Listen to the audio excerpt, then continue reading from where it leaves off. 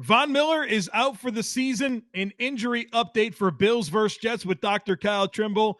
And predictions for Sunday are all coming your way today on Locked On Bills. You are Locked On Bills, your daily Buffalo Bills podcast. Part of the Locked On Podcast Network, your team every day.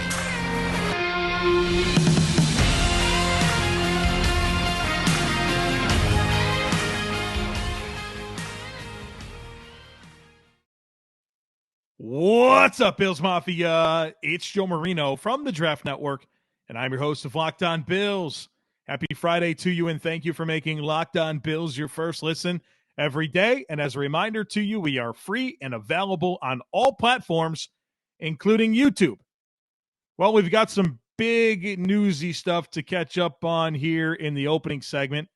Then we're going to talk to Dr. Kyle Trimble of Banged Up Bills about the injury situation for Sunday. And then, of course, I have 5 predictions for how I see things unfolding on Sunday afternoon when the Bills take on the Jets. But let's first start with 3 pretty significant newsy items that have come through recently. The first one that I want to mention is Dion Dawkins.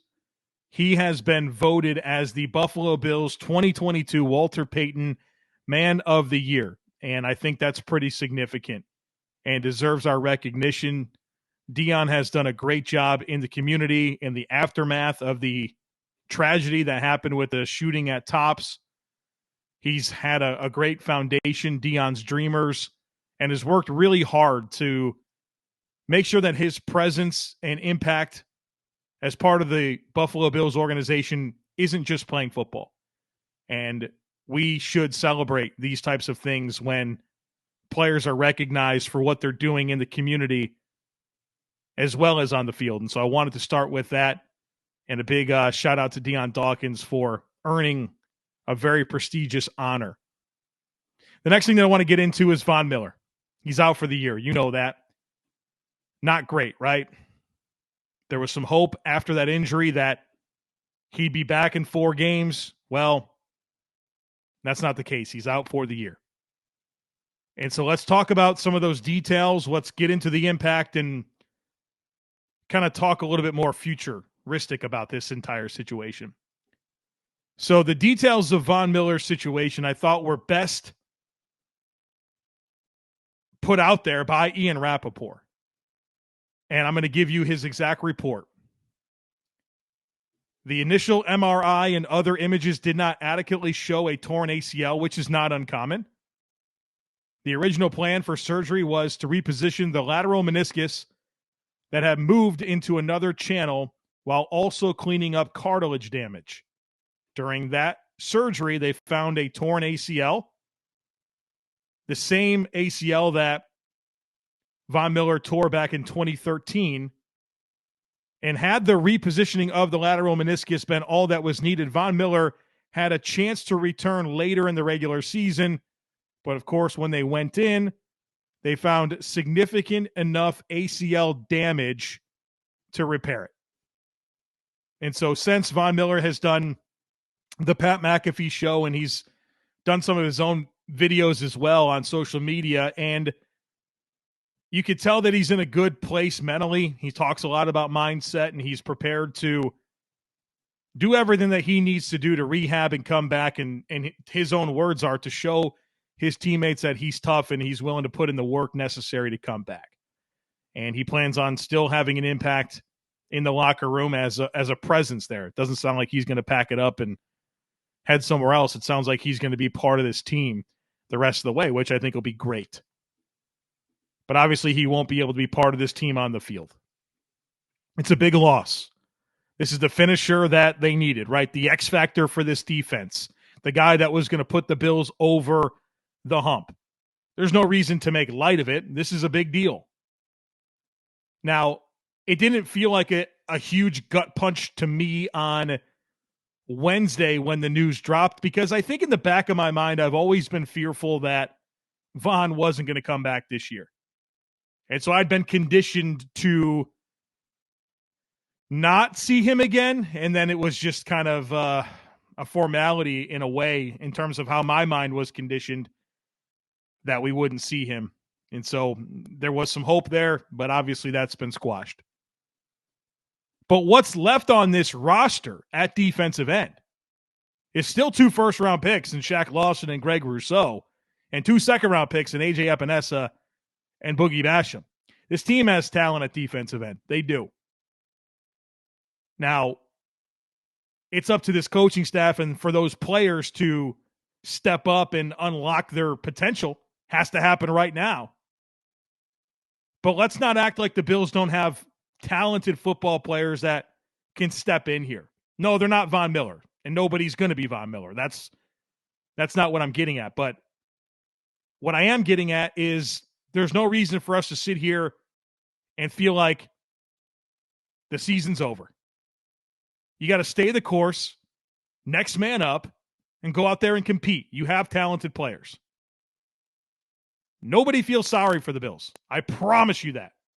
People in Kansas City and Cincinnati, in Miami, Baltimore, not a damn person feels sorry for the Bills. So there's no sense in feeling sorry for yourself. Rally and figure out how you're going to replace or make up for what you're losing in Von Miller. I don't expect these players to be exactly as good as Von Miller. Let me make that clear. But they're talented, and this is a very unfortunate reality that comes with football. Guys get hurt. And you hate to see it that for 2 years in a row on Thanksgiving, the Bills lost a star player for the season. Trey White last year. This time around, it's Von Miller. So, does it make it a little tougher? Yep. But nobody feels sorry for the Bills. You don't get any extra points. It is what it is. Looking at this coaching staff, looking at these players to step up. Now, for me at least, this scenario invites me to kind of think about the future.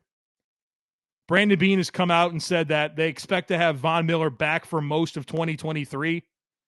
Von Miller has speculated on his own timeline being 5, 6, 7 months. Look, who knows? I like that Von's optimistic. I like that he's worked back from other injuries in the past, including an ACL tear. I think that helps him, right? Like for Tre'Davious White, that was really his first ever significant injury that he's had to come back from. I'm sure that there's not only the getting healthy component of regaining your strength and movement and all the stuff like that, but there's a psychological component to going out and playing again on a limb that has been repaired. Von Miller's done that. So I do have a level of confidence that he understands the road ahead and what it's going to take to get back on the field. Now, that last ACL tear was back in 2013. So it's been a while. But Von Miller's an alien, right? One of those guys that works really hard and has just a lot of very natural ability when it comes to movement skills, and he's one of those freaks. So let's hope he recovers like that. This is year 1 of a 6-year deal, which was always kind of a 3-year commitment, right? Based on the way the contract was structured, kind of 3 years, and then we'll see. The Bills aren't on the hook for much after year 3. But even if you look at it as a 3-year deal, you hate that for probably about a third of it, you're not going to have the player you thought you were going to have, right? A guy that's going to command a pretty good chunk of your cap space. And so there's that component of it as well. Just a very unfortunate reality. But they have to rally and utilize the talent that they have. I have some level of confidence that this group can get it done. I think where you obviously lose playmaking ability and dynamic skill off the edge. Where you probably gain something is being more disciplined. That's definitely something that I feel the other defensive ends bring in a way that Von Miller doesn't. And I think you might have a little bit more of a group that's going to play with a hot motor. I don't think I've ever watched Von Miller this year and thought to myself, wow, that guy's got a cranked motor. He's a relentless football player. I wouldn't say that about Von Miller. I thought his motor kind of runs hot and cold. And so maybe you kind of looking for some positives here, and maybe you'll see a more disciplined defensive end group that plays with a little bit more consistent urgency.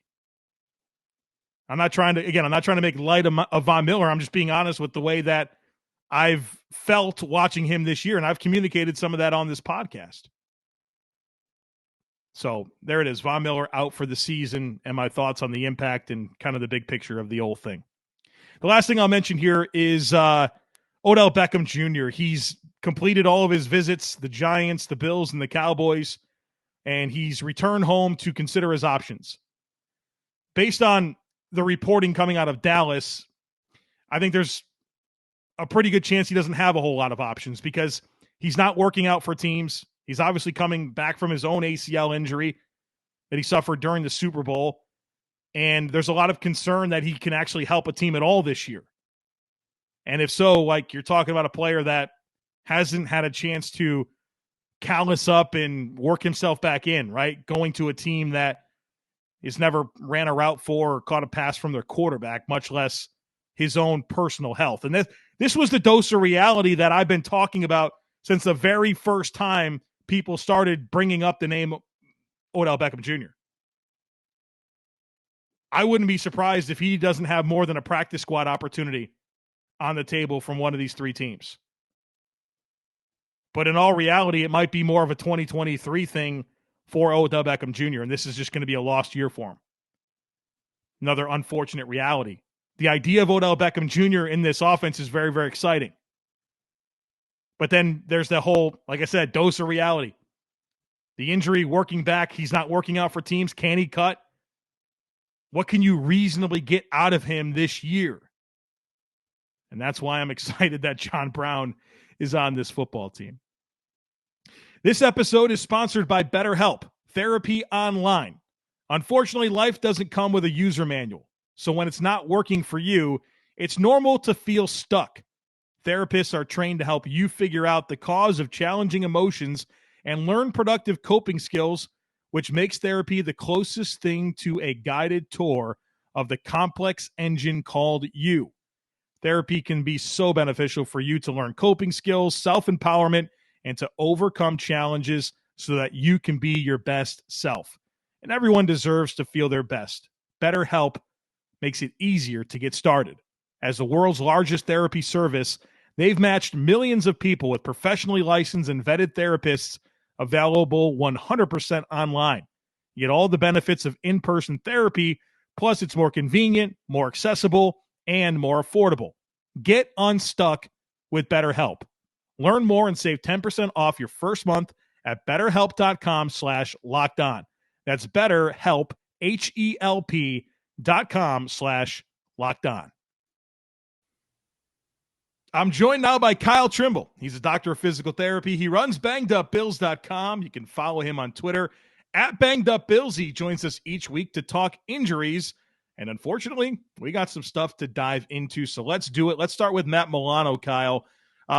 So he's one of those guys that played 100% of the snaps, finished the game, and he hasn't practiced all week.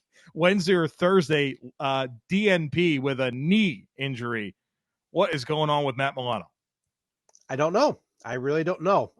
I looked at the film this afternoon, at least in the second half, because if you play 100% of snaps, I would anticipate that maybe it happened in the second half and maybe you try playing through it, but there wasn't anything that showed that he was slow to get up, that he was limping. There wasn't anything there.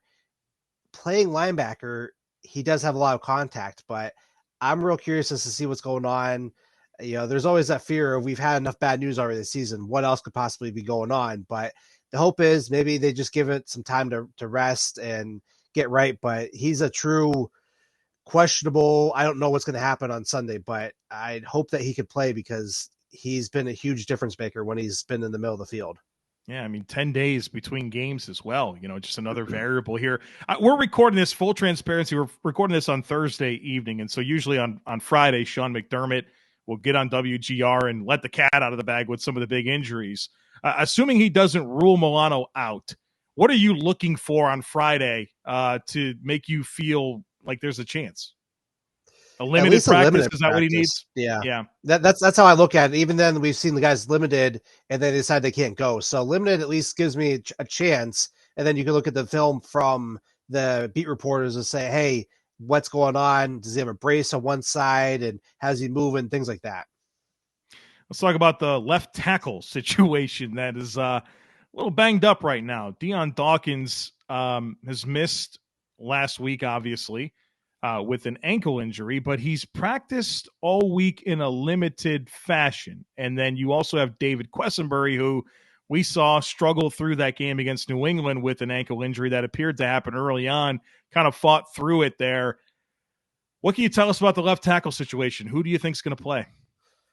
That's a good question. I'll hit on Quessenberry first. I would like to think that he would play more likely over Deion Dawkins. Recap real quickly. Quessenberry actually injured his left ankle against the Lions during a special teams play late in the game. They had come out and said that. At least Sal Capaccio did of WGR 550. And so he re-injured the ankle again early on in the Patriots game. He was sitting on the sidelines getting taped back up. And then late in the third quarter on the same play that Dawson Knox got injured, which is interesting. He's not an injury report. That's just something that came to me as we're talking. He went down again, limping around. He gutted out everything, but he's been limited. It's not clear what he's dealing with, but he's definitely dealing with some type of aggravation in the ankle from the Lions game. As for the Deion Dawkins injury, he did come out and tell multiple outlets that he's dealing with a high ankle sprain, that he was told that he was going to be out at least 3 weeks, but he's happy he's back practicing, and I'm paraphrasing that.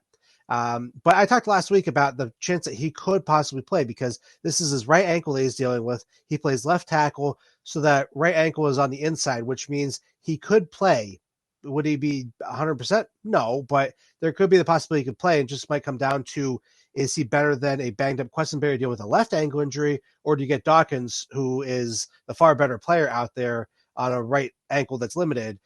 He's looked okay in practice from what I've seen, but I can't say I looked at the clips and broke it down by frame, but he's been moving around okay, showing that there's some legitimacy to the limited aspect of the practice report.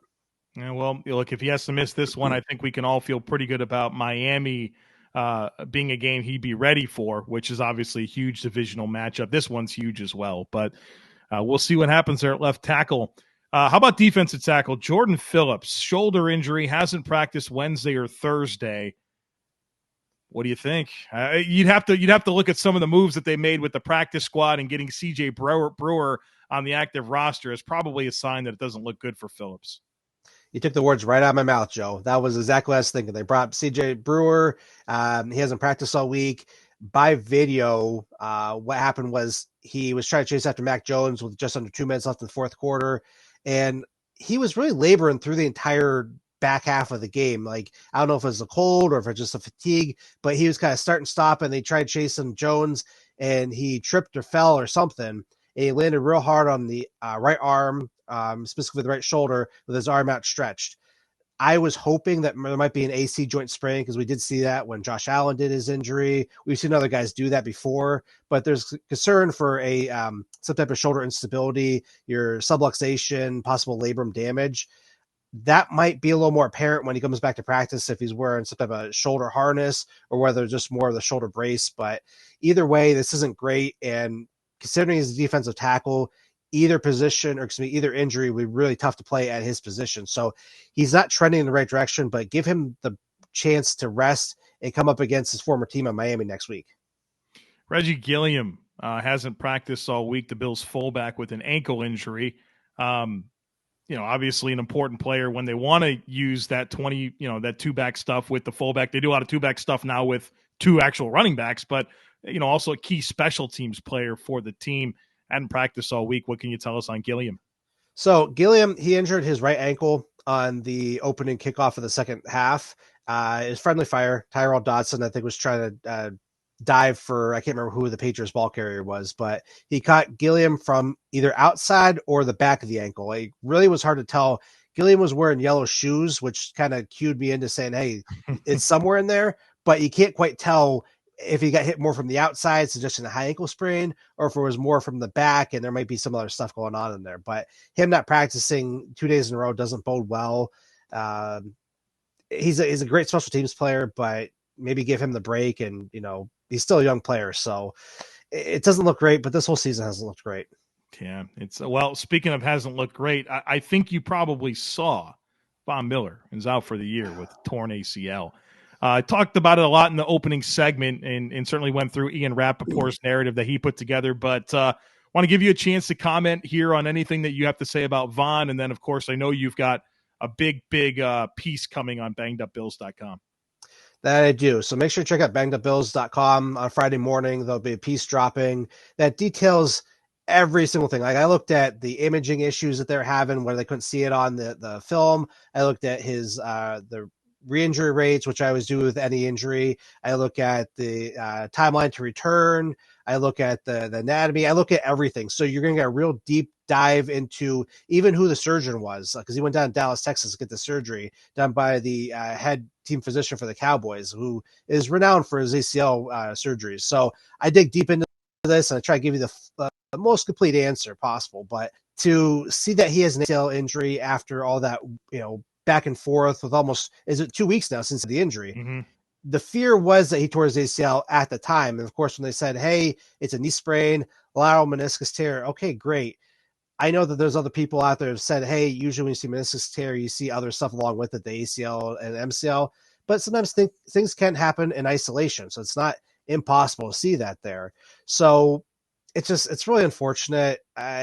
Seeing Von Miller on the Pat McAfee show, he seems like in a really good place. He seems like the right headspace to go attack this rehab. He's been through it before with his peroneal tendon issue back in, I think, 2019, his ACL tear back in 2013. So he understands what he needs to do at this point, but still, it's just, you brought this guy in to win you a Super Bowl or help you win a Super Bowl, and he's sitting on the sidelines. Well, I'll tell you what, it'll be me, a cup of coffee, and your article on Friday morning as I wake up. Very much looking forward to diving into that and reading all the work that you did on that. I'm sure it's going to be very comprehensive, like everything that you do. So thank you in advance for writing that and taking the time to put it together, but also, of course, for your expertise here each week on the podcast. I hope you've been getting in on the action over at Prize Picks. Prize Picks is my favorite daily fantasy resource. How does it work? You pick 2 to 5 players, and if they score more or less than their Prize Picks projection, you can win up to 10 times your money on your entry. There's no competing against other people. It's just you versus the projections available. And they have projections available on any sport that you watch. So NFL, NBA, NHL, boxing, golf, whatever, cricket, disc golf, you name it, you can find it over at Prize Picks. So download the Prize Picks app or go to prizepicks.com to sign up and play daily fantasy sports. First-time users can receive a 100% instant deposit match up to $100 with promo code Locked On. So if you deposit 100, Prize Picks will give you 100. If you deposit 50, Prize Picks will give you 50. Don't forget to enter promo code Locked On at sign up for an instant deposit match worth up to $100. All right, folks, it is prediction time here on the podcast. I have 5 of them for you. Let's do it. My first prediction. The Bills score 24 or more points against the Jets. Well, that doesn't sound very exciting, right? 24 points, that's not very aggressive. Well, the Jets are only allowing 18.5 points per game this year. The last time the Bills played the Jets, they scored a season-low 17 points.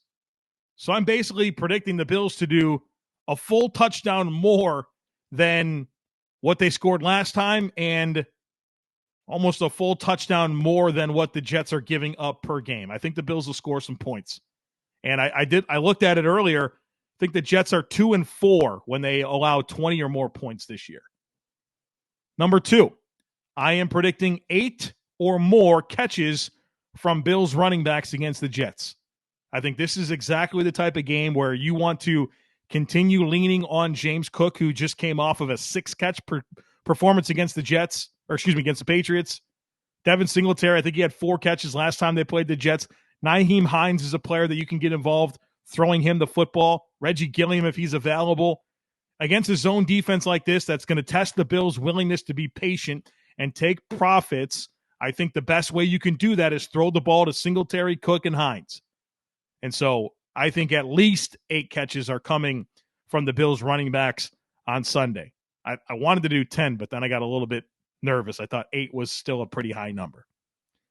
Number 3, I am predicting that the Bills will have 250 or more passing yards. Well, that doesn't sound very aggressive until you look at the numbers. The Bills they've only had 250 or more passing yards one time in the last 6 games. That was against Minnesota. They had 183 in the first meeting against the Jets. And so I think the Bills will have 250 or more passing yards, net passing yards. So that's an adjusted number that takes away lost yardage on sacks. 250 or more passing yards against the Jets.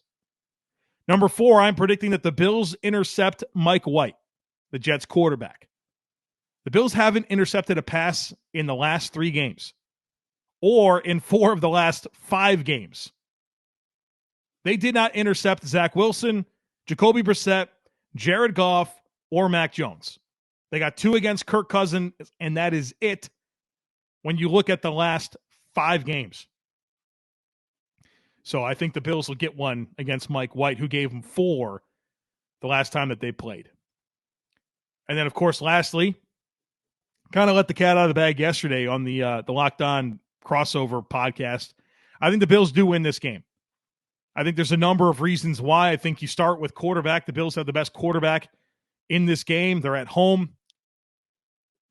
I don't see the Bills getting swept by the Jets this year, even though you guys know I have a lot of respect for what's going on with that defense and really everything outside of the quarterback position. But I think the Bills take care of their business. This is when we've typically seen the Bills play their best football over the last few years under Sean McDermott. This late season, December, into the playoffs. You're kind of in that last quarter, 5 games left to play. You still got 3 more divisional games left this year in your last 5. I think you're going to see a focused football team that goes out there and handles their business. And I feel like Josh can outduel Mike White if it comes down to it. Now, I'm concerned about some of the potential injuries in this ball game, absolutely. But I think the Bills find a way to not get swept by the Jets in the year 2022. All right, folks. So there you have it. Predicting a Bills win. Had a great week here on the podcast, getting ready. The hay is in the barn. All that's left to do is the Bills to go handle their business, and we'll have a Victory Monday to celebrate the next time that we speak. So come on back. Make sure that you're subscribed. Would love it if you took a second to rate, review, and share the podcast. Have a great weekend. Go Bills, and I'll catch up with you again on Monday.